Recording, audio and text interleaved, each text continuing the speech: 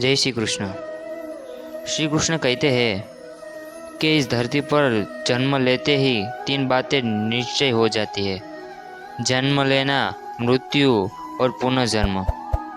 ये तीन बातें से ही तुम्हारा जीवन चलता है। और श्री कृष्ण कहते हैं कि मृत्यु के समय तुम्हारी कोई नहीं सुनेगा। कर्म की गति ही तय करेगी कि तुम्हें किस ओर घसीटा जाएगा।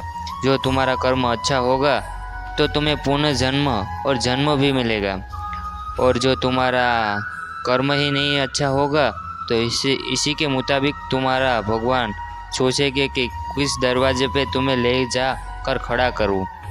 और इसीलिए चाहे जितनी मर्जी उपवास करो, हवन पूजा कर लो, लेकिन बीमारी में हॉस्पिटल, अत्याचार में कानून और विकास के लिए शिक्षा ही काम आएगी।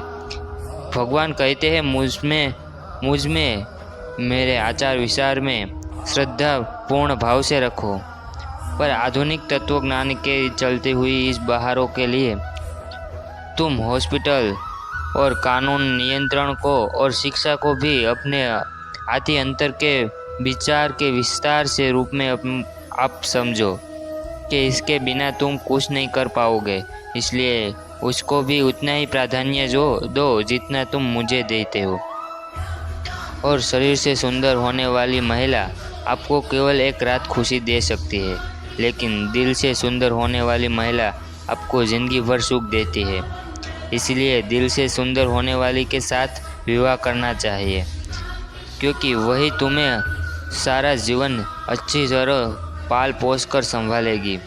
जो तुम सिर्फ उसके बाहरी दिखाव से उसके अंदर मोहित हो जाओगे तो फिर तुम्हारा सारा जीवन इस मोह के विलाप में ही झुंझुता रहेगा। इसलिए सही निर्णय आपका होना चाहिए। इसी से आपका जीवन अच्छा और समर्पित भाव से चलेगा। और याद ऐसे करो कि हद ना हो, भरोसा इतना करो कि शक ना हो, और इंतज़ार इतना करो कि वक्त ना हो, प्यार ऐसा करो कि कभी नफरत ना हो। ऐसे ही व्यक्ति को तुम चुनो कि जो तुम्हें पसंद करती है, और ऐसे ही व्यक्ति को प्रेम करो कि जो तुम्हें चाहता है।